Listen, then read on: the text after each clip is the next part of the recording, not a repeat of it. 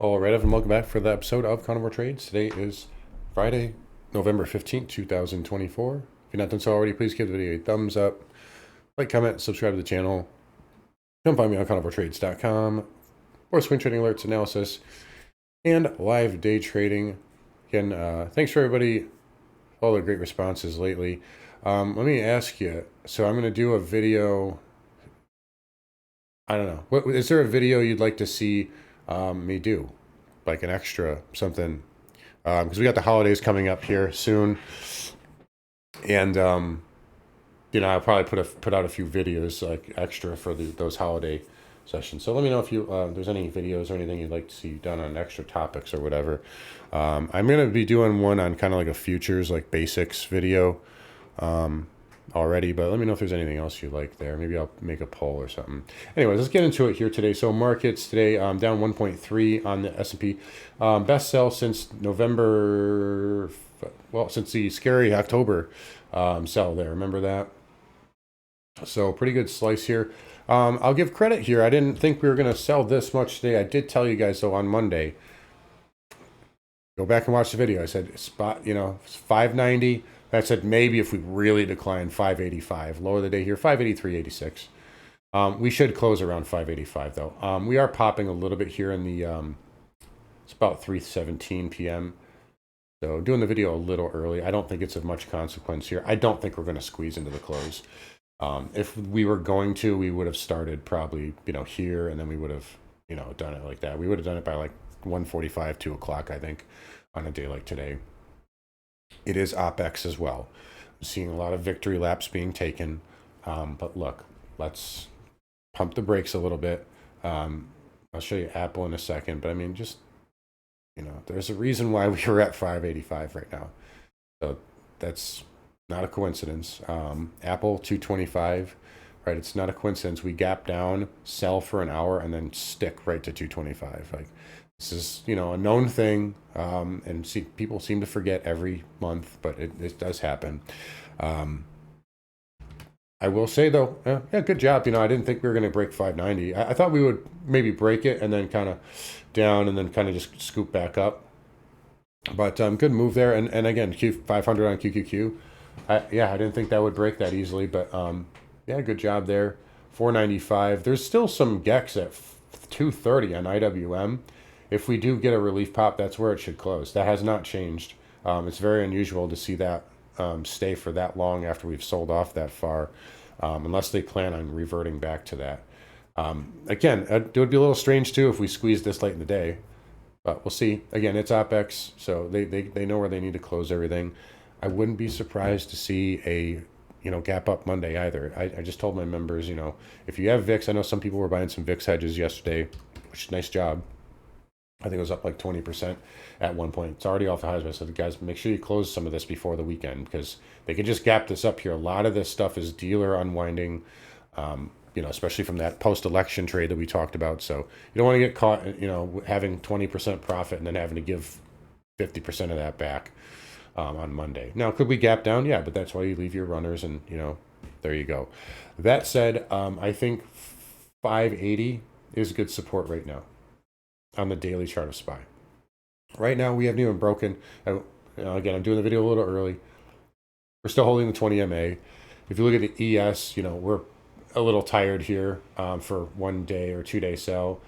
We have retraced 50% of the election move now. We've pierced through that. You got an oversold condition on the 4-hour RSI. So, again, it doesn't mean that it can't, go lower. Trust me, I've seen that happen. But we're probably done for the day here as far as downside. I think we'll just sit around 585 here, unless they try to squeeze us up, which I don't think is going to happen. I think we'll just see some short covering. But yeah, interesting though. IWM still got that 230 handle. All right, so just right now 580, and then we have the gap fill down there, but I think 580 is a good level. QQQ, pretty good slice here. 490, I think, is very good support here on the daily. IWM, maybe 225, maybe a little bit of a pierce of gap fill. You can see the RTY. I wouldn't be surprised to see Monday this put in a tail candle. And what I mean by that is like we're down in the overnight and then we close like that, something like that. At least for right now. But, pretty good slice here. I wanted to get a short off on the Russell this morning and just didn't. We just didn't really get a good setup on retail sales. We had that one pop and then it just kind of rolled over here.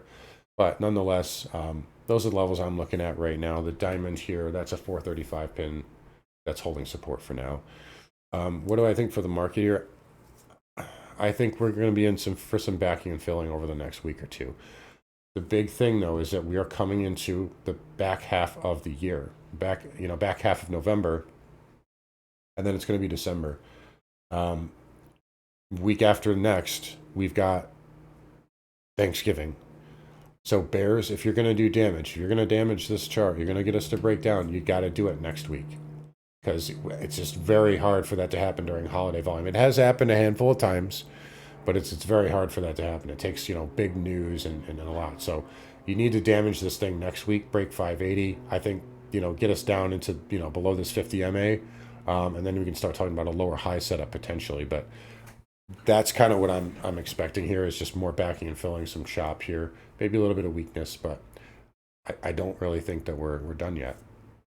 One of the reasons why I don't think this rally is necessarily done is, why is Pepe green? Like, I should make this the thumbnail. Why is Pepe green today? So, market's down, 1.5%, 1.2%. Cardano's up 16%. XRP is up 15%, right?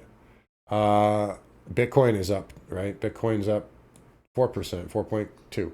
So I don't really see any problems here in the speculative market. I think a lot of this is dealer unwind, as I've said 100 times. So anyway, SMH broke the trend line, go all in short, generational top, crash on NVIDIA earnings, 50% downside, confirmed. I'm just kidding. But I think the 200 moving average will probably get pierced, and then we'll see what we do here. I think we'll bounce off of that, and I think that could be a low. I still like this as a rotation. And by the way, it's funny how this keeps... I said this like 3 days ago, and now everybody's talking about IGV. Oh, sell IGV by SMH. So I don't know. Maybe they're disseminating my information everywhere. But anyway, topping tail, full-on evening star confirmed. So IGV is topped for now. I think the 20 MA is major if we go straight into it. So that could be an area for a good bid on a day trade. After that, 94, right? And then 89 to 90. That's the big support level. There we go, the weekly, you can see. So 89, 90. Oh, look at that weekly also. So IGV definitely looks volume there too. Not mean to do that. Well, I guess we're stuck here. There we go. Anyway, Dow Transport's here, down 1%. I think this is top heavy too. That needs to go retest the 20 MA. Let's talk about retail sales and interest rates. So this is very interesting. The retail sales blew out. PPI was hot. CPI was in line, but it was still hot. Yields are down. 2-year made a new high today and was down. 5-year made a new high today and is down. 10-year made a new high today and is down. 30 years green. I thought Powell said that we were going to rush to cut. Why is the 2-year down? I thought retail sales were hot. Why is the 2-year down? Why is the dollar down? Okay, so again, I've been saying this the last couple of days. It's taking more and more to move the needle. It's taking more to wow the market here into like rushing into these, inflation/growth trades. So dollar should be bright green today, and it's not. So into resistance here. I'm not saying it can't go higher, but I think risk reward here is more to the downside now than not. And I think a lot of this Trump trade stuff is kind of set to unwind. Like this XLV, I mean, did we not know that RFK like backed Trump back in July, and it was already speculated he was going to be part of his cabinet. But now we're freaking out because of yesterday at 3:30. They conveniently pushed XLV into this 50% fib and prior all-time high right during options X. I don't know. It's hard for me to buy that. XBI too.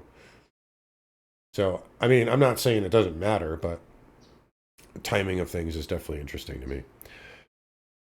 Anyway, XHB still in no man's land. I don't really care about it too much right now. I'm not going to cover it very extensively unless we break 120 or 110. I know people are going, oh, it's a head and shoulders. Yeah, it could be, but the weekly is still pretty strong here. Catalyst for that to break out would be rates do come down. VNQ. Let's extend this out a little bit.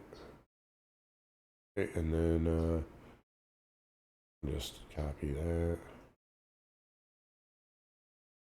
So still in this range here. Still above the weekly 20 MA. It's just doing backing and filling.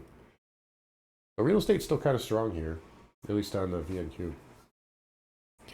XLF, I think, is ridiculously top heavy, though. You know, like an exhaustion gap, another exhaustion gap, sideways. I think this needs to pull back here. So if that happens, we might see rotation, maybe back into semiconductors or something else. ARE red today, but did come off the lows. KBE backing off of all-time highs. Broker dealers is green, because why not? Oil, I think, is a little weak here. We've hit 67 a lot of times. So, and it's getting weaker, and you got a lower high now. So I would be careful with oil down to like 64.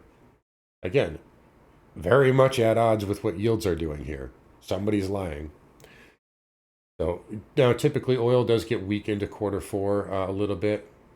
I don't think there's a ton of downside. A lot of people are calling for a crash. I don't think it's going to crash, but I think we could see a good slice, but I don't think it's down too much. That said, XLE is still really strong. Down 20 cents. Again, deregulation helps. It's not a perfect correlation all the time. It was a little top heavy with that tail candle today. Weekly chart still looks pretty strong, though. So this might have some backing and filling in its future, but I don't think anything wrong with it. Oil itself, though, I'm not in love with. XOP is a little bit weaker, and OIH is the weakest right now. CCJ, it's green on the Russia news this morning, but barely. I still maintain that there's a lot of retail that FOMO'd in up here, because this should be rallying a lot more. So I think this has to go back down into, you know, URNM, I think, you know, maybe 42. CCJ, you know, maybe 48, 45. Or not 45, sorry, 47, 48. NJ, you know, maybe 19. I think these gotta go to the next stop here. NG, good dip today, and then right back to green. Again, bear's still in control until we can get above 3. It's that simple. Dollar we talked about. I still think 107 is pretty good level here for now. Gold and silver, I still maintain I like this for a bounce next week and the week after. So nothing really else to say there. Platinum, platinum and palladium I think will bounce too, but I don't love them down here. Not yet. I think gold and silver are going to be tightening up and going to be in a bit of a range over the next couple of weeks, maybe months. But short term, I really like these levels here. And then copper, kind of the same thing. Again, shouldn't this be going up with yields? So somebody's lying. But copper in a double bottom there. It's not really I don't really call it a double bottom because you're not at the lows of the chart, but it's like a local double bottom. We'll see. 425 to 430 is still resistance. If it breaks, look out for like 375. And then we already covered it a little bit here, but Bitcoin, yeah, up 4%. There's no problems with this. It's a little overbought, but do I say over and over and over and over again? Just because it's overbought doesn't mean it has to go down. You can just do this until the 20 MA catches up and then go higher. So I think Bitcoin can go to 6 figures. Not really anything saying it can't. No sell signal on this right now. Might be a little tired, but you can go sideways. You can correct through time. So anyway, markets here, yeah, getting a little relief bounce off the off the lows. 585.50. We'll see. I think we're just going to 585. So we'll see about that. But next week we'll see a lot of dealer hedging unwinding here. And a lot, I say it because a lot of these are election hedges that are residual. Because again, you're not going to just hedge for the election. Oh, I'm going to put all my hedges on November 6 ODTEs. Like you're going to hedge out for the next week or two. and would make sense to go to the monthly since that's the next biggest one. So I think we'll see a lot of that roll off tomorrow. Maybe that Trump trade starts to decline, or not, and I'm just wrong about it. But I think that we'll start to see that unwind a little bit here as we get into the next couple of weeks, and then we get into the holidays. So, anyways, guys, so wrapped up here again. You guys take care. Come find me on carnivoretrades.com. See you guys all on Monday.